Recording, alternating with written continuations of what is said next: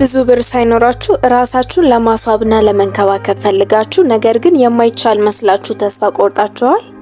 ምንም ሐሳብ አይግባችሁ፣ ምክንያቱም እኔ በዛሬ ቪዲዮ በዝቅተኛ ወጪ እንዴት ቆዳችሁና ጸጉራችሁን ማስዋብ እንደምትችሉ ነግራችኋለሁ። የምናተኩረውም አንጸባራቂ የሆነ ቆዳና ለስላሳ የሆነ ጸጉር ላይ ይሆናል። አንደኛ፣ የሙዝ ልጣጭ። በጣም በቀላሉና በትንሽ ወጪ ቆዳችሁን ለስላሳና አብረቅራቂ ለማድረግ ምርጡ ዘዴ ሙዝ ነው። ሙዝ ከበላን በኋላ ልጣጩን ሳንጥለው በታጠበው ፊታችን ላይ ለተወሰነ ደቂቃ ያክል እናሸዋለን። ከዛም የሙዙ የውስጠኛው ክፍል ቆዳችን ላይ በደንብ ሲዳረስ ለ20 ደቂቃ ያክል እናቆየውና በውሃ ብቻ እንታጠባለን። ይህንን ማድረግ ተጨማሪ ወጪ የማያስወጣ ከመሆኑም በላይ ቆዳችን ለማለስለስና ቆዳን ከጉዳት ለመጠበቅ ይረዳል። ሁለተኛ፣ ፊትን ስቲም ማድረግ። የፊታችሁ ቀዳዳ ውስጥ ያለውን ቆሻሻ ለማውጣት ወይም ፊታችሁን የምትቀቡት ነገር በቀላሉ ወደ ቆዳችሁ እንዲዘልቅ ከፈለጋችሁ ቀላሉ ዘዴ ፊትን ስቲም ማድረግ ነው። ስቲም ለማድረግ ደግሞ ምንም አይነት ውድ ዕቃ አያስፈልጋችሁም። በቀላሉ ትንሽ ውሃ በድስት በማፍላት እንፋሎቱን ለተወሰነ ደቂቃ መታጠን እንችላለን። ይህም የፊታችን ቀዳዳዎች በቀላሉ እንዲከፋፈቱ ስለሚያደርግ የምንቀባው ነገር በቀላሉ እንዲዘልቅ ይረዳል። ሶስተኛ፣ በተፈጥሯዊ ቅባት ቆዳን ማለስለስ። ሰውነታችንን ለማለስለስ አንዳንድ ጊዜ ሎሽን ብቻ ከመጠቀም ይልቅ ተፈጥሯዊ የሆኑ ቅባቶችን መቀባት ቆዳን በይበልጥ ለማለስለስና ንጥረ ነገሮችን ለመስጠት ይረዳል።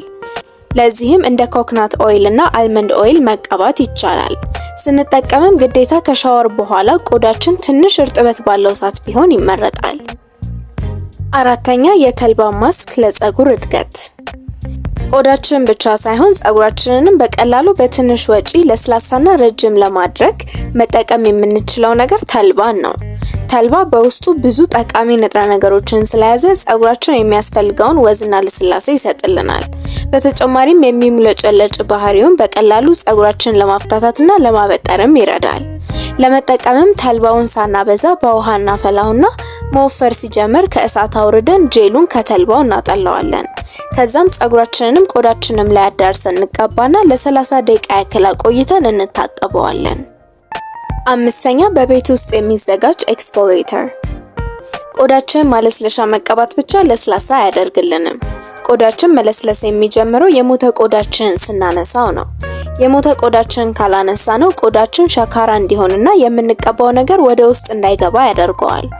የሞተ ቆዳችን ለማንሳትም በቀላሉ በቤት ውስጥ ኤክስፎሊየተር ማዘጋጀት የምንችል ሲሆን የሚያስፈልጉንም ስኳር፣ የተፈጨ ቡና፣ ኮኮናት ኦይል እና ፈሳሽ የገላ ሳሙና ናቸው። ሁሉንም በአንድ ላይ እናቀላቅልና ሰውነታችንን በሳሙና ከታጠብን በኋላ ተቀብተን ቆዳችንን እናሸዋለን።